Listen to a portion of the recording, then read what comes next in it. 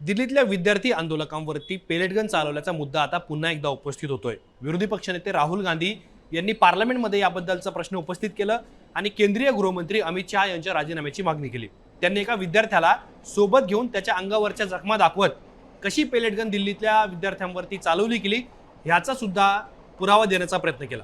पण ही pellet gun नेमकी काय आहे, कुठल्या परिस्थितीमध्ये तिचा वापर केला जातो, इतर रायफलच्या तुलनेमध्ये पेलेट गन ही कशी वेगळी आहे, सगळ्यात महत्त्वाचं म्हणजे ही गन चालवल्यानंतर ज्यांना कुणाला ती गन लागलेली आहे, त्याच्या छर्रे बनवत आपण गोळ्या लागलेल्या आहेत, त्याचा धोका नेमका किती असतो, या सगळ्या प्रश्नांची उत्तरं मी तुम्हाला या व्हिडिओच्या माध्यमातून सांगणार आहे।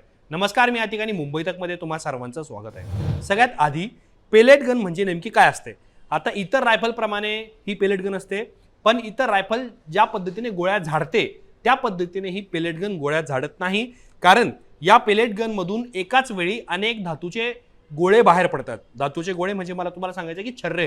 ही पेलेट गन मिनिटाला काही मोठे म्हणजे एकामागून एक छर्रे सोडते आणि या छर्ऱ्यांचा उपयोग किंवा या बंदुकीचा पेलेट गनचा उपयोग जमावाला प्रामुख्याने नियंत्रण करण्यासाठी, त्यांना पांगवण्यासाठी केला जातो आणि काही प्रमाणामध्ये शिकारीसाठी सुद्धा या पेलेट गनचा वापर केला जातो। काही नेमबाज आहेत जे प्रॅक्टिससाठी, सरावासाठी नेमबाजीची प्रॅक्टिस करण्यासाठी पेलेट गनचा वापर केला जातो। आता ही पेलेट गन काम कशी करते तर साधारणतः ही या गनमध्ये विशेष काडतूस भरले जातात आणि ट्रिगर दाबल्यानंतर या गनमधून अनेक धातूचे गोळे एकाच वेळी बाहेर पडतात।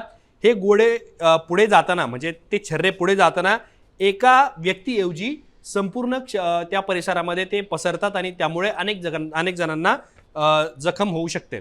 आता साधारण बंदूक किंवा रायफल प्रमाणे यातून गोळी बाहेर पडत नाही, छर्रे बाहेर पडतात, पण ज्या वेळेला अनेक लोकांना ती लागते, मग त्यामध्ये ती डोळ्यामध्ये सुद्धा जाऊ शकते, अनेक जे सेन्सिटिव्ह भाग आहेत व्यक्तीच्या तिथे सुद्धा ती लागू शकते आणि यामुळे सुद्धा जखमा मोठ्या प्रमाणात होऊ शकतात।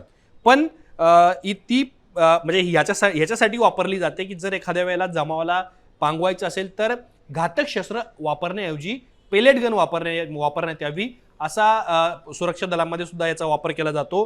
पण चुकीच्या वापरामुळे किंवा जवळून पेलेट गन फायर केल्यामुळं याचे अनेक गंभीर परिणाम हे उद्भवतात। त्यामुळं प्राणघातक शस्त्रांपेक्षा ती कमी घातक मानली जात असली तरी सुद्धा अनेक ठिकाणी ती घातक मानली गेली आहे। याचं उदाहरण जम्मू काश्मीरमध्ये यावेळेला आंदोलन झालेलं होतं, तर तिथे सुद्धा पेलेट गन वापरण्यात आलेली होती आणि तिथे अनेक तरुणांच्या डोळ्यात छर्रे गेल्यामुळे त्यांची दृष्टी गमावलेली आपण अनेकदा तिथे बघितलेलं होतं। पण आता तुम्हाला प्रश्न पडला असेल की ही पेलेट गन कधी चालवली जाते, कुठल्या परिस्थितीमध्ये पोलीस ही पेलेट गन हाती घेतात आणि त्यातून छर्रे फायर करतात। तर ज्या वेळेला एखादं आंदोलन हे हिंसक होतं आहे, जमाव मोठ्या प्रमाणात जमा होतो आहे आणि या जमावाकडून कुठली तरी मोठी हिंसक घटना घडण्याची शक्यता किंवा तसा संशय सुरक्षा दलांना असेल, पोलिसांना असेल, तर त्यावेळेला पेलेट गनचा वापर केला जाऊ शकतो त्या परिस्थितीमध्ये।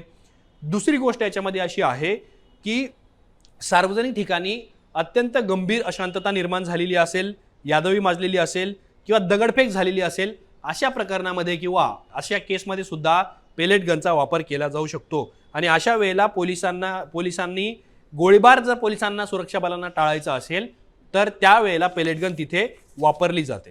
आता पेलेट गन किती धोकादायक असते, म्हणजे एखाद्या व्यक्तीला त्या पेलेट गनमधले छर्रे लागले किंवा काडतूस जे लागले तर त्यातून काय होऊ शकतं, कारण अनेकदा ती कमी घातक मानली जाते, गोळीबार नको म्हणून पेलेट गन वापरली जाते, पण तरी सुद्धा ती पूर्णतः सुरक्षित नसते, कारण यामुळं त्वचेवरती अनेक प्रकारच्या गंभीर जखमा होऊ शकतात। आणि ज्या पद्धतीने मी सांगतो आहे, जर एखाद्या व्यक्तीच्या मस्तिष्कमध्ये म्हणजे मेंदूवरती जर मार लागला पेलेट गनचा, छर्यांचा, नाकामध्ये लागला, तोंडामध्ये लागला किंवा डोळ्यामध्ये खास करून जर ही पेलेट गन लागली तर यामुळं व्यक्तीचा मृत्यू सुद्धा होऊ शकतो रिअर केसमध्ये, पोटात जर लागला असेल। आणि सगळ्यात महत्त्वाचं याच्यामध्ये असं आहे की डोळ्यामध्ये जर तो छर्रा गेला तर त्यामुळे व्यक्तीची दृष्टी जाऊ शकते, यातला एक महत्त्वाचा धोका आहे। आणि जवळून जर गोळीबार झाला असेल तर गंभीर दुखापत होऊ शकते आणि काही प्रसंगांमध्ये व्यक्तीचा मृत्यू सुद्धा होऊ शकतो, असं यामध्ये धोकादायक याच्यामध्ये पेलेट गनचा धोका सांगतो। पण सगळ्यात महत्त्वाची गोष्ट अशी आहे की पेलेट गनचा वापर यापूर्वी भारतामध्ये कधी कधी झालाय, तर जम्मू काश्मीरमध्ये ज्या वेळेला हिंसक आंदोलनं झाली किंवा दगडफेक झाली सुरक्षा बलांवरती, तर त्यावेळेला गोळीबार नको म्हणून पेलेट गनचा वापर करण्यात आलेला होता आणि तिथे जे कमी वयातली मुलं आहेत जी आंदोलनामध्ये सामील झालेली होती, तर तिथे अनेक मुलांची दृष्टीही गेल्याचं आपल्याला पाहायला मिळालं होतं.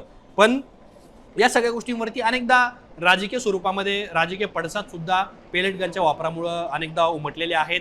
जम्मू काश्मीरच्या केसमध्ये सुद्धा राजकीय आरोप प्रत्यारोप झालेले होते. आणि आता ज्या वेळेला आपण दिल्लीबद्दल बोलत आहोत तर त्यावेळेला राहुल गांधींनी ज्याला पेलेट गन लागलेली आहे, ज्याच्या अंगावरती जखमा झाल्या, त्याला माध्यमांच्या समोर आणून एक प्रकारे केंद्रीय गृहमंत्री अमित शहा यांच्यावरतीच हल्ला केला होता. की आता त्यांनी कालच पार्लमेंटमध्ये बोलताना म्हटलं की मी अमित शहा यांना पोलिसांना फोन करताना बघितलेलं होतं, मग त्यामुळं त्यांच्याकडूनच हा आदेश दिला गेला असावा. आजच त्यांनी एक्सवरती एक पोस्ट केलेली आहे की अमित शहा हे संसदेमध्ये यायला का घाबरत आहात, त्यांना उत्तर देण्याची भीती आहेत का, अशा प्रकारचे एकामागून एक आरोप राहुल गांधी हे केंद्रीय गृहमंत्र्यांवरती करत आहेत. पण त्यामुळं पेलेट गन चालवण्याचे आदेश कुणी दिले याच्याबद्दलचे अनेक प्रश्न उपस्थित होत आहेत. पोलिसांनी ऑन द स्पॉट हा निर्णय घेतला गेला का, किंवा तिथले जे डिस्ट्रिक्ट मॅजिस्ट्रेट असतात त्यांच्याकडून किंवा पोलिसांच्या वरिष्ठ अधिकाऱ्यांकडून हे निर्णय घेतले गेले का, तशी परिस्थिती दिल्लीमध्ये त्या आंदोलनामध्ये निर्माण झालेली होती का, जे प्रश्न विरोधी पक्ष उपस्थित करतायत त्या निमित्ताने सुद्धा आता नवं राजकारण पेटण्याची शक्यता आहे.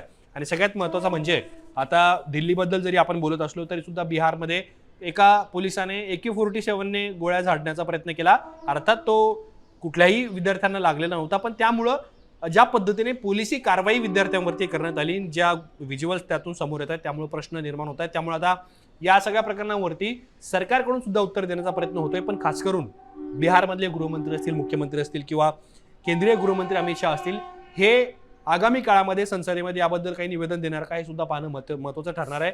पण पेलेट गनचे धोके आणि त्याच्यापेक्षा ती कुठल्या परिस्थितीमध्ये चालवली जाते हेच तुम्हाला आमचा सांगण्याचा हा प्रयत्न होता. तुम्हाला याबद्दल काय वाटतं, तुमची मतं आम्हाला कॉमेंट बॉक्समध्ये नक्की सांगा. आणि असेच माहितीपूर्ण व्हिडिओ पाहण्यासाठी मुंबई तकच्या YouTube चॅनलला सबस्क्राईब करायला विसरू नका.